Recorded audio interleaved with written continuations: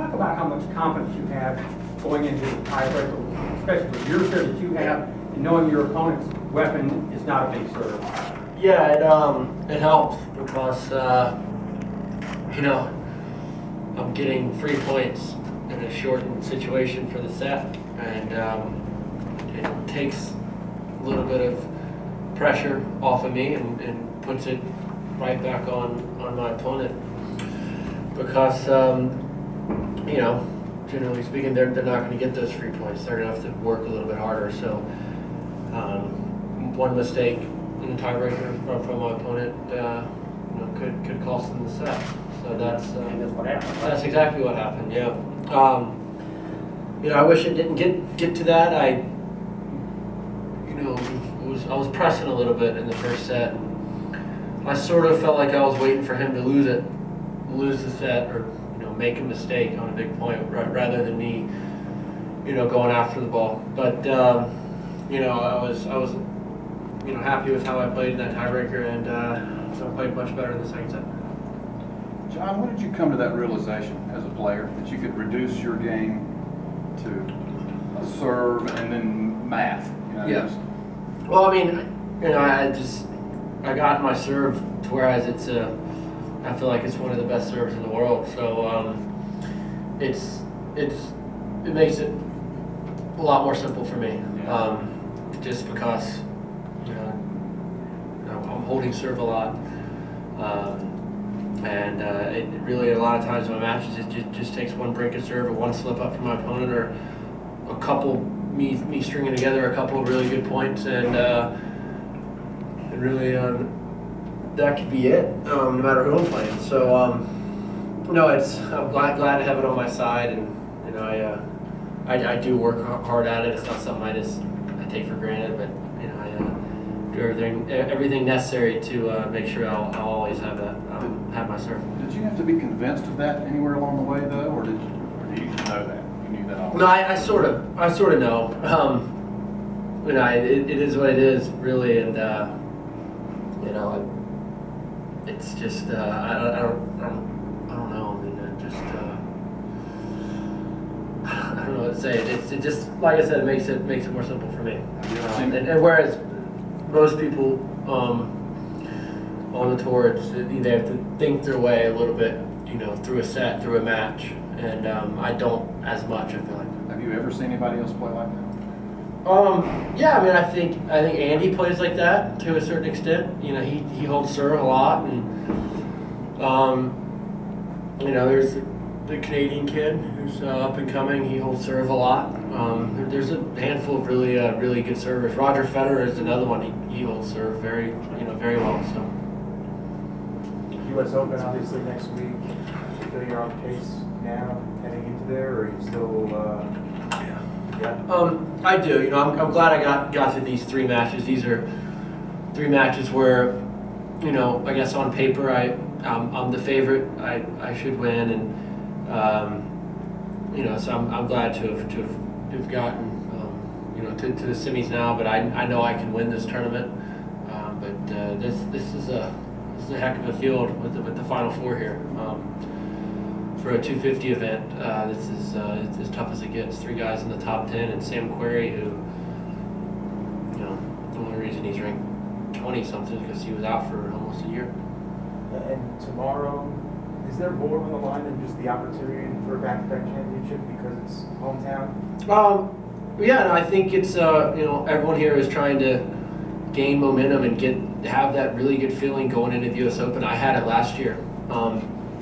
And when you can enter a tournament, a big tournament like a Grand Slam on a winning streak, it just relaxes you. And I'm one that I don't want to get up to New York anytime soon. That city's too hectic. I just go to the course. There's the qualifiers there. It's just mayhem. So I'd rather stay here as long as possible, and that's what I did last year. I got up there really late, but which is fine, which is what I like to do. And what about the hometown aspect here? Obviously, the crowd was pretty behind you tonight. Yeah, I want to win this tournament. It was such a thrill for me last year, and I've never lost at this tournament, so I got to try to keep that going. What am I, 8-0 or something? So maybe I can make it 10-0. John, you were talking about how, to some degree, you were waiting for him to lose that first set, and then you picked it up in the tiebreaker. First point of the tiebreaker, he hit a 119 second serve. Yeah. I think it was the hardest he hit. Did you put extra mustard on that, or did it just kind of happen? Or I mean, you think to yourself, I got to go for something really big? Or? Yeah, I mean, I put a little bit. But I served my second serve yesterday. I was great. Last night was awesome, and the same for today.